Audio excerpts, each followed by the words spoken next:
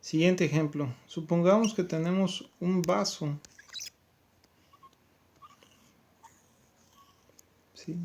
Un vaso de aluminio, el cual contiene 530 mililitros de agua, ¿sí? El vaso, que es de aluminio, pesa 205, o tiene una masa de 250 gramos, ¿sí? Esta agua está a cierta temperatura, el vaso a otra temperatura, pero al final encontramos que se equilibran a una temperatura de 65 grados centígrados, ¿sí? Lo que sabemos de este experimento es que se va a ir enfriando hasta llegar a alcanzar la temperatura ambiente a una razón de 2.8 grados centígrados por cada minuto. Entonces la pregunta es, ¿cuál es la energía que está perdiendo? Pero la queremos en watts. En este caso es la potencia, ¿sí? Entonces, ¿cómo se hace para encontrar esto? Lo que sabemos es que la energía es igual a la masa, calor específico y cambio en temperatura, ¿sale? Ambos están perdiendo esa energía, ¿sí?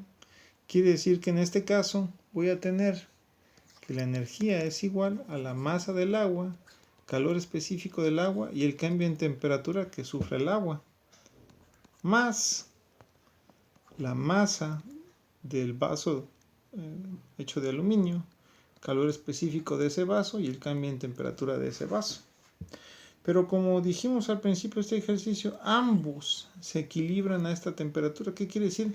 Que ambos están a esa misma temperatura, por lo tanto la disminución de la temperatura que sufren hasta alcanzar la temperatura ambiente es la misma. Si uno cambia un grado, también el otro cambia un grado. ¿Qué quiere decir eso? Que el cambio en temperatura del agua va a ser igual que el cambio en temperatura del vaso.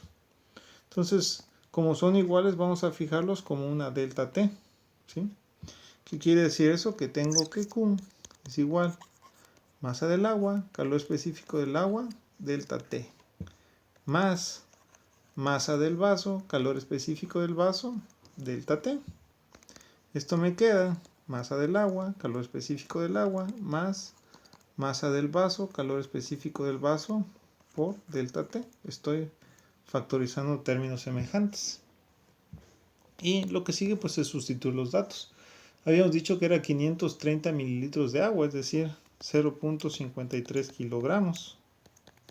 El calor específico del agua es 4186.8 joules sobre kilogramo por grado centígrado. Ay, perdón, esto no va todavía. Más, en este caso, la masa del vaso con agua, el vaso, perdón, que es de 250 gramos, en este caso sería 0.25 kilogramos, ¿sí? El calor específico del aluminio es de 900 joules por kilogramo por grado centígrado, ¿sí? Y el cambio en temperatura, fijamos que era de 2.8 grados centígrados por cada minuto que pase, ¿sí? Pero está disminuyendo, entonces el cambio en temperatura tiene que ser negativo, ¿sí? Esto está en grados centígrados.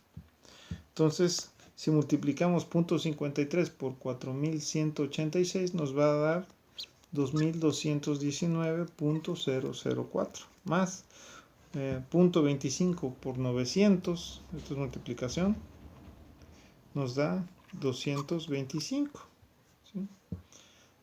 Los kilogramos se eliminan, nos queda joules sobre grado centígrado en ambos términos, ¿sí? Y todo esto multiplica a menos 2.8 grados centígrados. Se van los grados centígrados, nos va a quedar únicamente joules, es decir, si hacemos esta suma, nos da 2444.004 joules por menos 2.8. Y al final entonces la energía es de menos 6843.2112 joules, ¿sí? Pero el ejercicio hace la pregunta en watts, ¿sí? ¿Cómo le hacemos para hacer esto?